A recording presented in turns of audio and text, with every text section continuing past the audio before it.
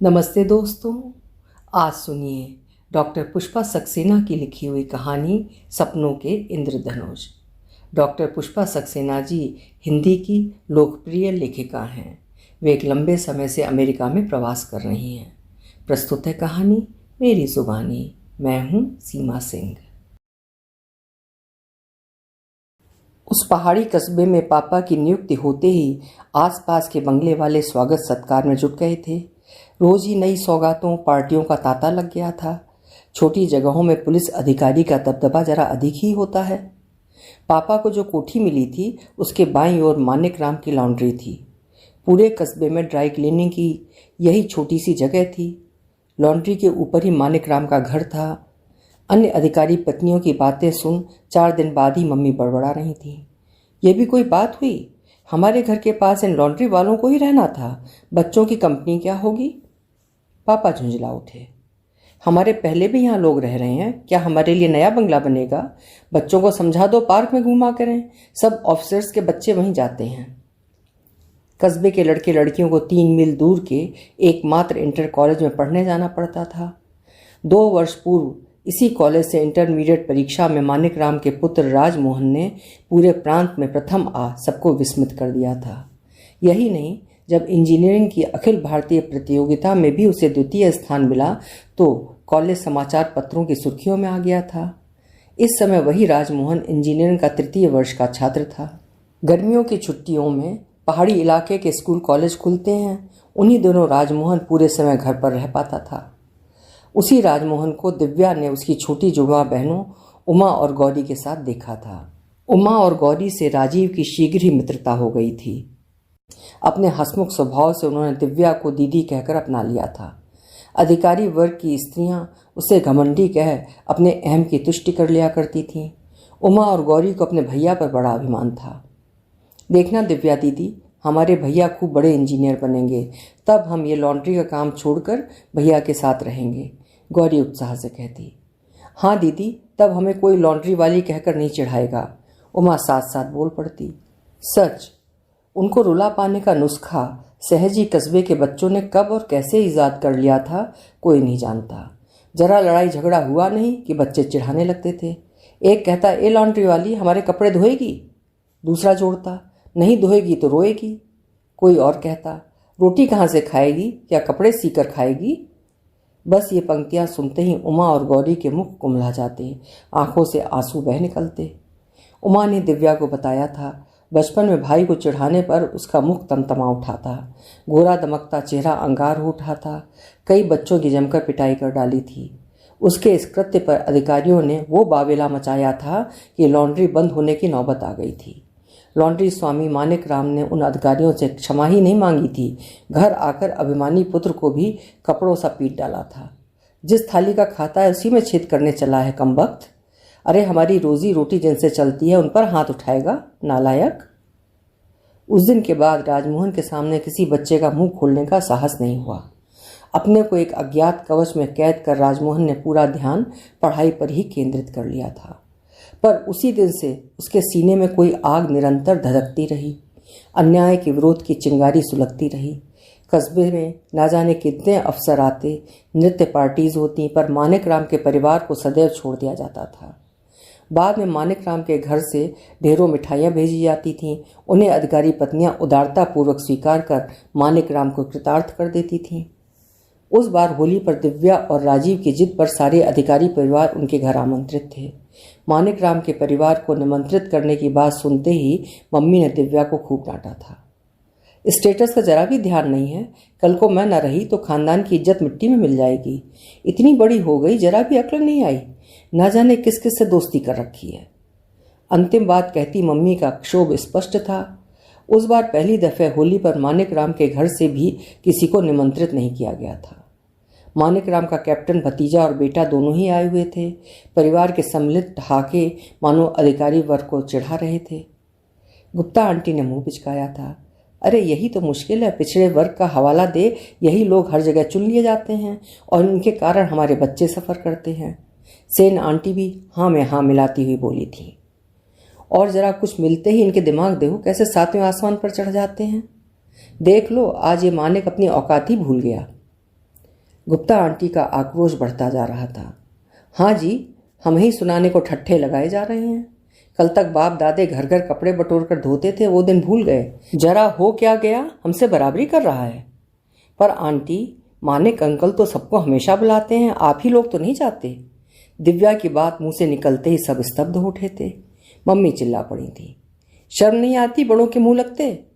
उन लोगों की बड़ी हिमायती बनी है, यही सीखा है कॉलेज में। पापा की ओर उन्मुख मम्मी लगभग रो दी थी।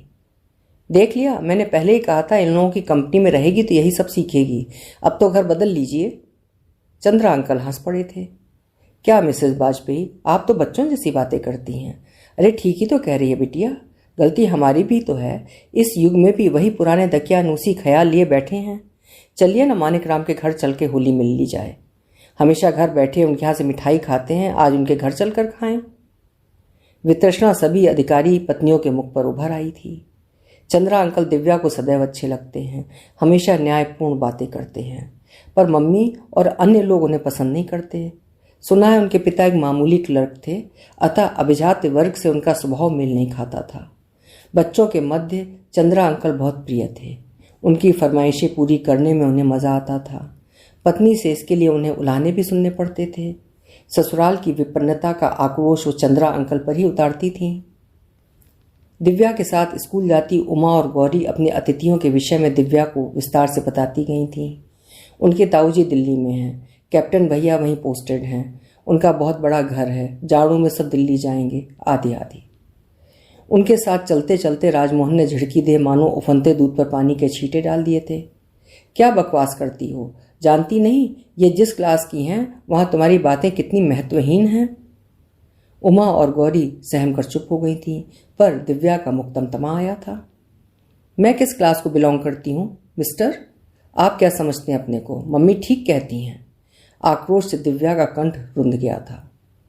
उसके अपूर्ण वाक्य के आगे राजमोहन ने कहा था, हाँ हाँ, आपकी मम्मी ठीक ही कहती हैं कि हम नीच हैं।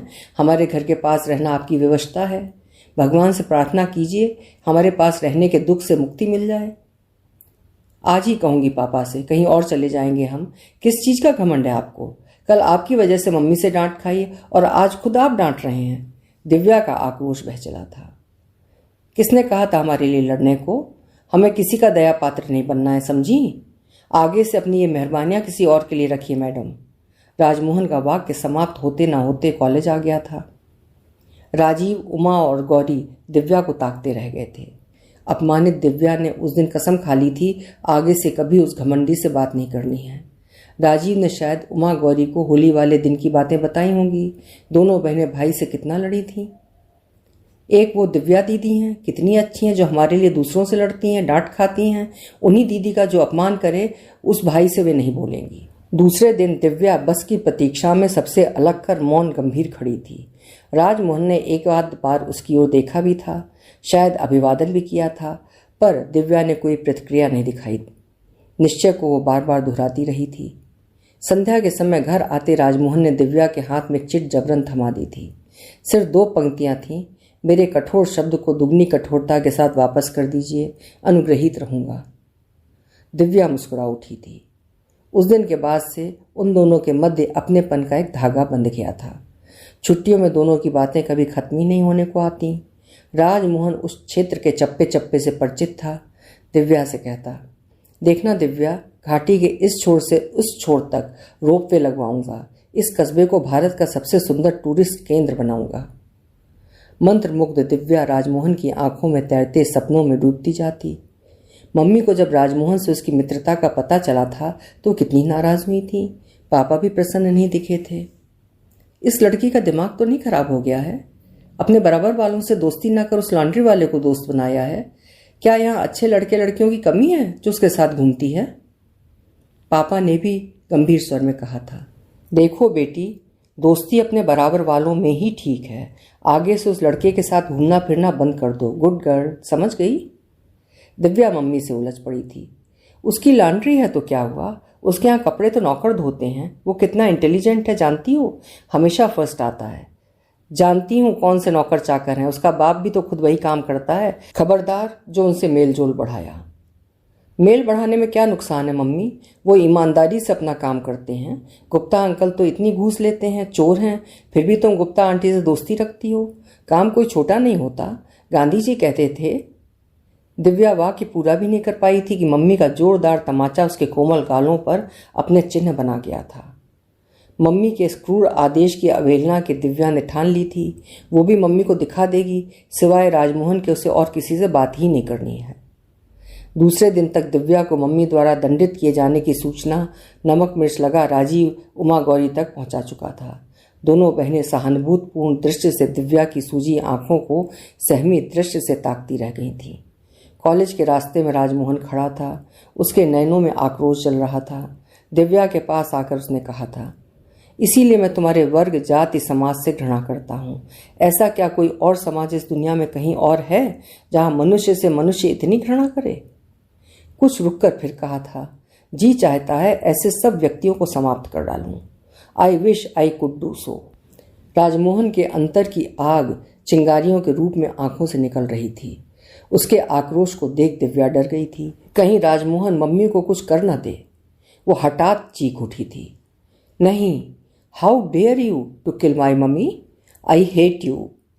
कांपती दिव्या के नैन छलछला उठे थे। शाम को दिव्या का रास्ता रोक उसके कुमलाए मुख को स्नेह भरी दृष्टि से ताक राजमोहन ने कहा था, डोंट बी सिली दिव्या, सुबह न जाने क्या कुछ कह गया था, उसका कोई अर्थ मत लगा बैठना। असल में मेरी वजह से तुम्हारी मम्मी ने तुम पर हाथ उठाया, ये सुनकर मैं अपना संयम खो बैठा था। कोई हमारे लिए अपने घर वालों से लड़ भी सकता है, सोचकर ही बहुत अच्छा लग रहा है। Thank you Divya. दोनों की आंखें एक पल को जुड़कर अलग हो गईं। बादल छट गए थे। दिव्या की परीक्षाएं सिर पर आ गई थीं। राजमोहन की तरह उसे भी इंजीनियर बनना है, ये उसने निश्चित कर लिया था। कॉलेज जाते जाते वो दिव्या को उत्साहित कर गया था, तुम बुद्धिमती हो, सुविधा के सभी साधन हैं, अगर सच्चे दिल से मेहनत करोगी तो इंजीनियरिंग परीक्षा में अच्छी पोजीशन जरूर पाओगी। गर्मियों की छुट्टियों में जब राजमोहन घर आया तो पता लगा उसने पूरे कॉलेज में प्रथम स्थान प्राप्त किया है। दिव्या खिल उठी थी। सभी विषयों में डिस्टिंक्शन अंक प्राप्त किए थे उसने। अधिकारी पत्नियों ने जहां छींटाकशी शुरू की, चंद्रा अंकल जोरों से हंस पड़े थे। बस यही तो हमारा दुर्भाग्य है, किसी की सफलता में हम अपनी असफलता के आंसू पोंछना चाहते हैं। भाई वो लड़का तेज है, ज़हीन है, सबसे बड़ी बात मेहनती है। देख लीजिएगा, हमारे इस कस्बे की शान बढ़ाएगा एक दिन। मैं तो सुबह ही उसके घर जाकर मिठाई खा आया हूँ। क्या? चंद्रा आंटी पति का अपराध जानकर स्तब्ध रह गई थीं। अन्य लोग विस्मित रह गए थे। उस दिन दिव्या को चंद्रा अंकल अपने पापा से भी अधिक अच्छे लगे थे। काश उसके पापा भी उतने ही उदार होते, उतना बड़ा दिल रखते।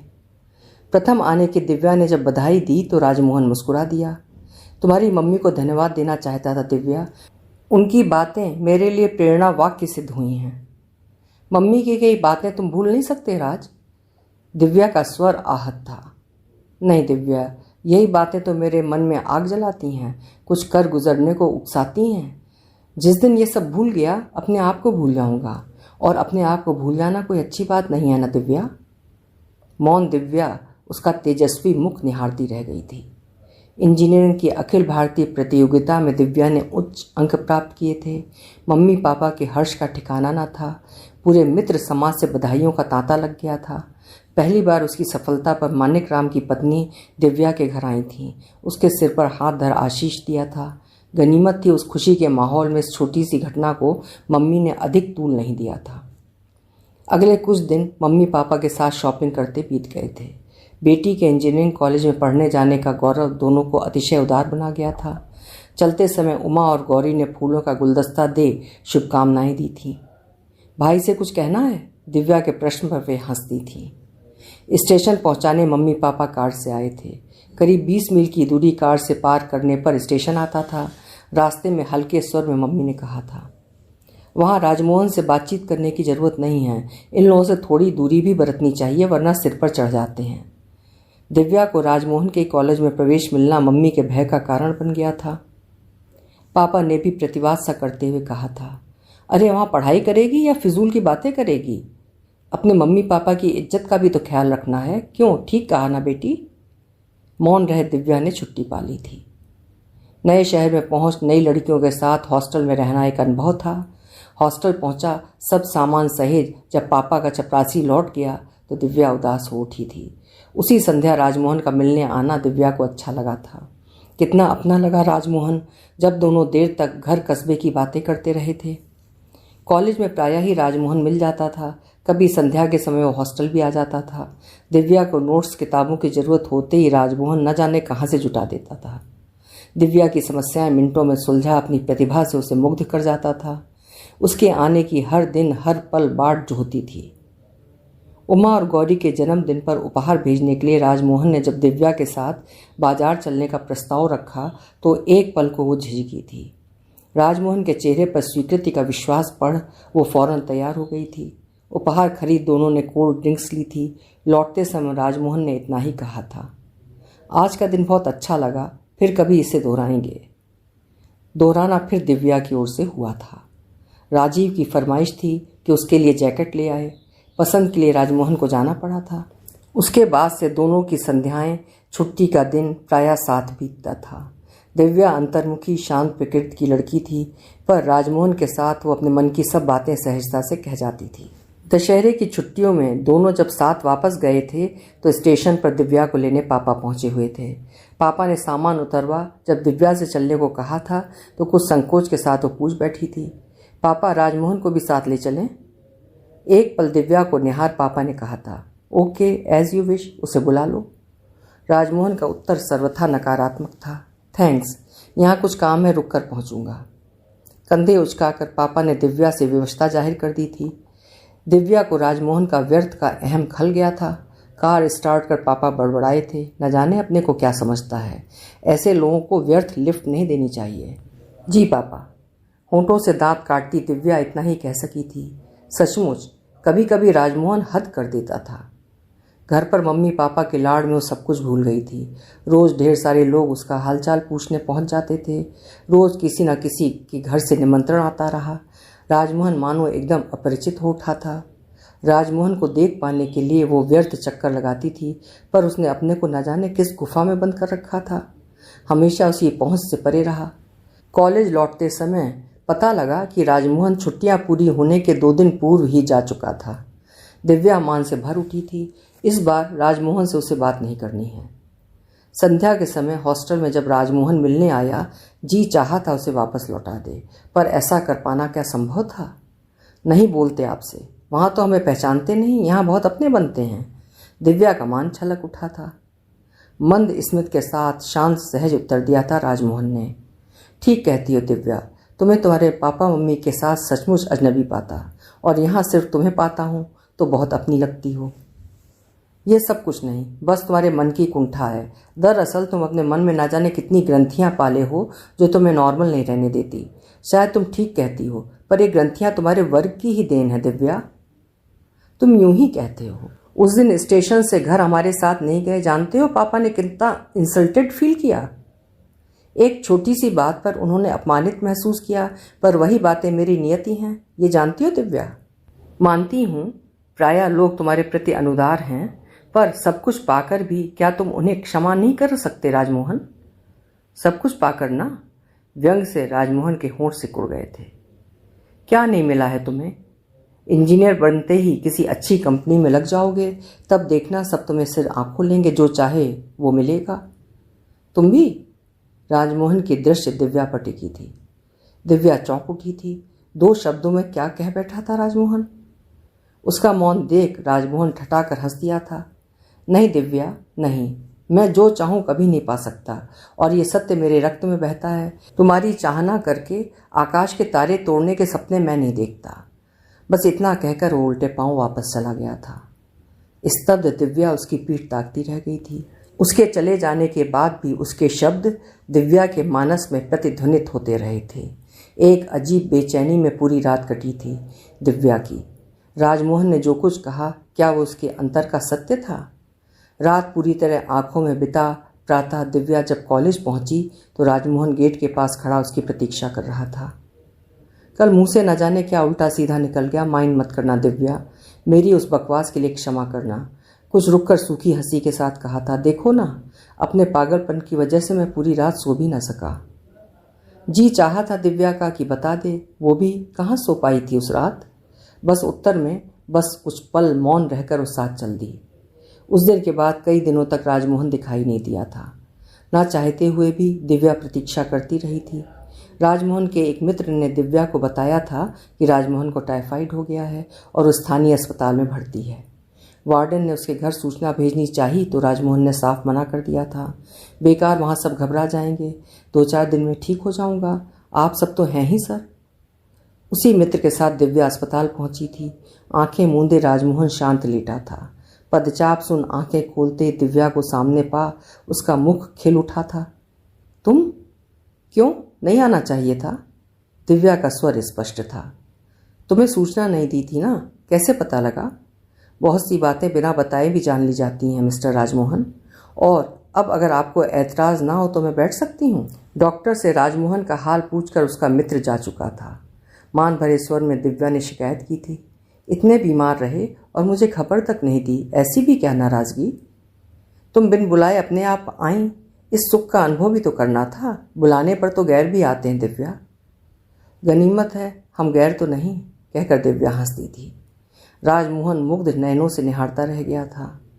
अस्पताल से वापस लौट राजमोहन ने कहा था, तुम्हारी जिद ने ठीक कर दिया, वरना मेरी चलती तो आराम से लेटा रहता और तुम पलंग के पास बैठी रहती। हाँ, और दोनों एक साथ एग्जाम्स में फेल हो जाते। ये भी याद है ना, या नहीं जनाब, आपका ये फाइनल ईयर है? राजमोहन एकदम गंभीर हो उठा था। ठीक याद दिलाया दिव्या, अब तो दिन रात मेहनत करनी है, कुछ बनकर दिखाना है ना। फिर राजमोहन सब कुछ भूल गया था। दिन रात तपस्या की थी उसने।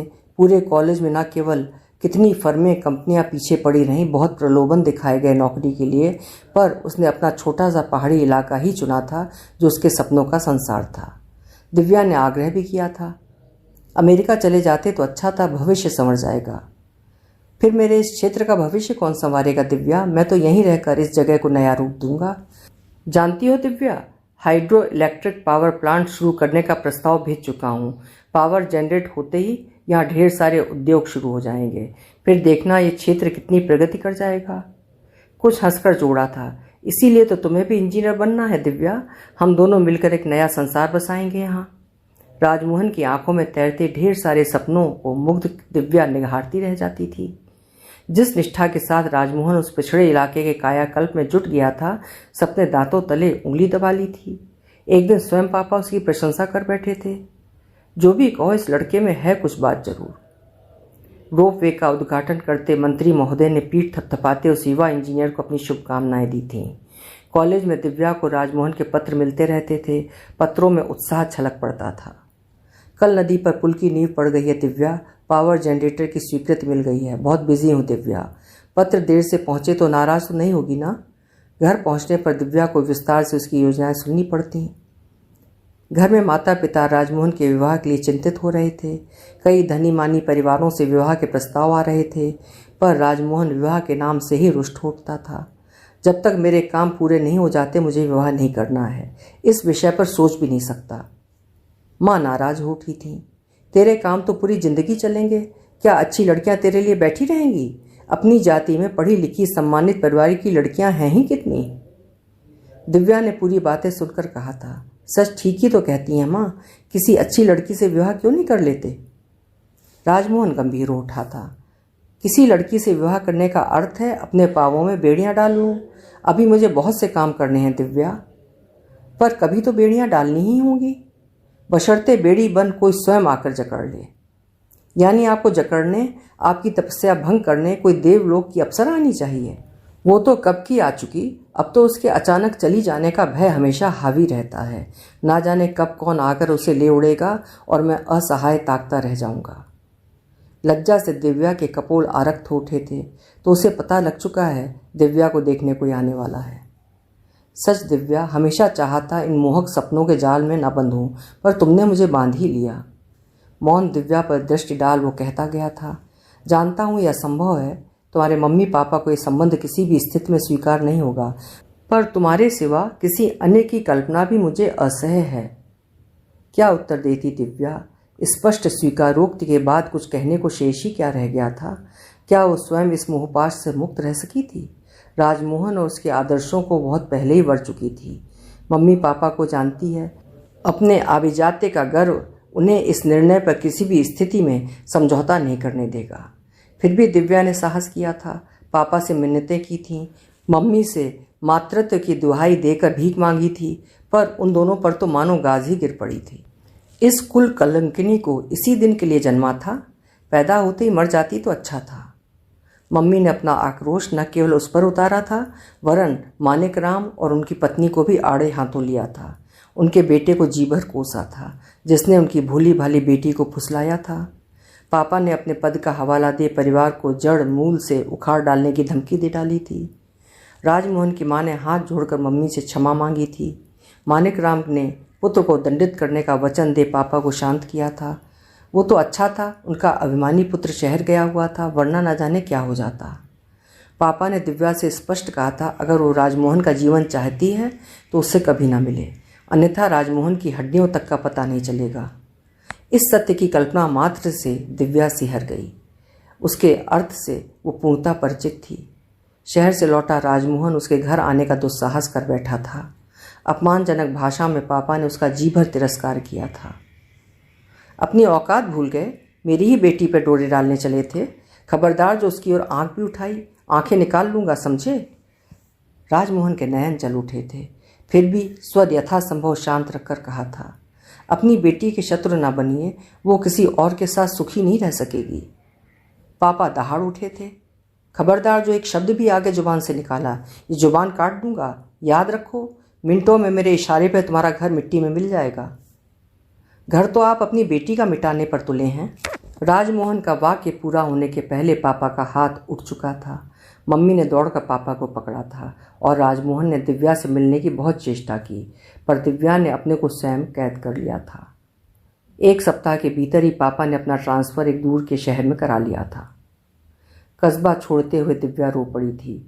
रास्ते में राजीव ने एक मुड़ा कागज चुपके से उसे थमा दिया था। बिना संबोधन के चंद पंक्तियां थीं। एक दिन तुमने कहा था जो मांगूंगा मिलेगा, क्या पा सका मैं? सच की कठोर धरती पर खड़ा था मैं। तुमने आशा के दीप जलाए थे दिव्या।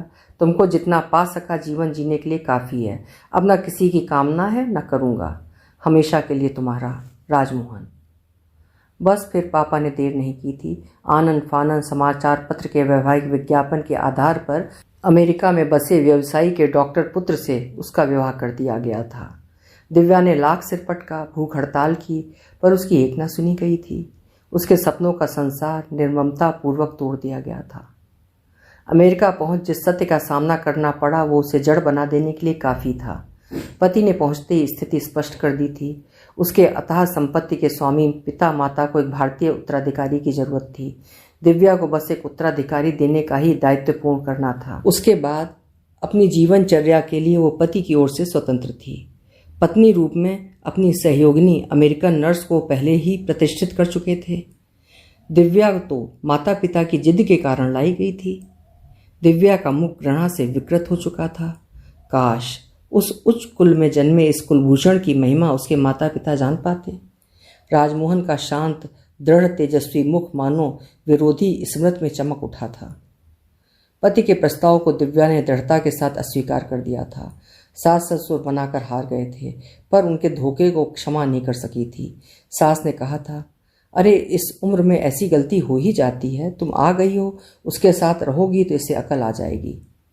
दिव्या का आत्मसम्मान बुरी तरह आहत हो गया था। वो किसी का सपना थी और आज उसे किसी उद्देश्य की पूर्ति का साधन बनना पड़े, यह वो कैसे स्वीकार कर पाती? भारत जाकर मम्मी पापा की दया पर निर्भर रहना क्या और भी कष्टदायी नहीं था? सौभाग्य से वृद्ध ससुर उसके प्रति अपराधी महसूस कर रहे थे। पुत्र वधू का एडमिशन वहां कॉलेज में दिला उन्होंने मानो अपने अन्याय का प्रतिकार किया था। पार्ट टाइम जॉब ले दिव्या ने न केवल ससुर की सहायता का आग्रह तोड़ा, वरन पति के साथ वैवाहिक बंधन भी स्वेच्छा से तोड़ अपने रहने की अन्यत्र व्यवस्था कर ली थी। राजीव माधवी के विवाह पर जब वो पिछली बार आई थी तो माँ उसे देखकर रो पड़ी थी। कितना बड़ा धोखा दिया पापियों ने। लड़की सदमे से गूंगी सी हो गई है। अपनी माँ को भी नहीं बताएगी अपना दुख बेटी। वहाँ अकेली क्यों पड़ी है? यहाँ हम सब हैं, वापस नहीं जाने दूंगी तुझे मैं। अनचाहे एक व्यंग्यपूर्ण मुस्कान तैर गई थी। काश मम्मी ने कभी उसके मन की बात जानी होती? तुरंत उसने प्रतिवाद किया था। छी, भला उन्होंने क्या मेरा बुरा किया था? वो तो उनके पुराने संस्कार थे। दिव्या ने अपनी कुंठा को समूल उखाड़ फेंकना चाहा था। मम्मी के गले से लिपट कर अपना सारा दुख बहा देने की अदम्य चाह का गला घोंट वो पुनः वापस उसी अपरिचित देश में अपनी पढ़ाई पूरी करने आ गई थी। अपनी नियति अब उसे स्वयं झेलनी है।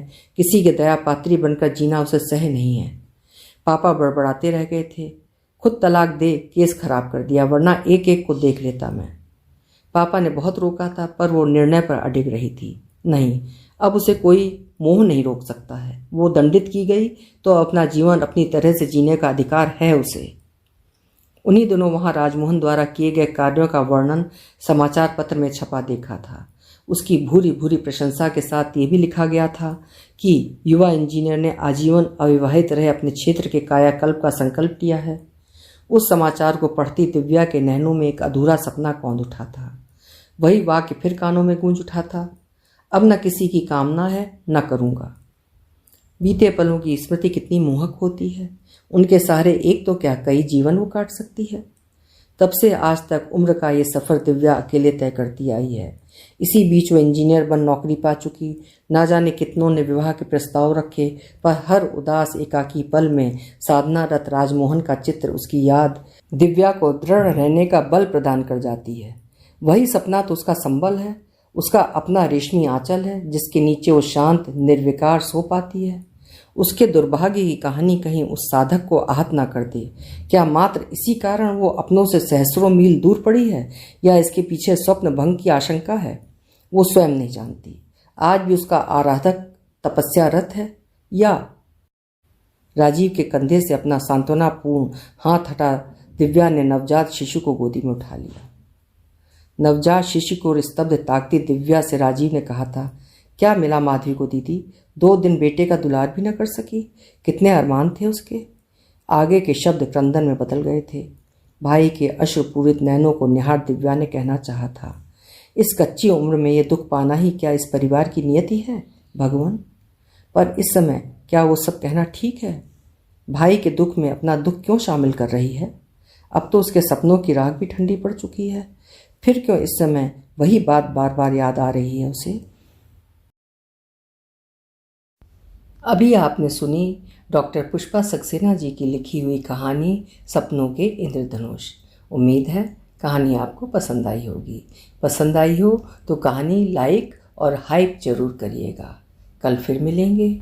आपका समय शुभ हो।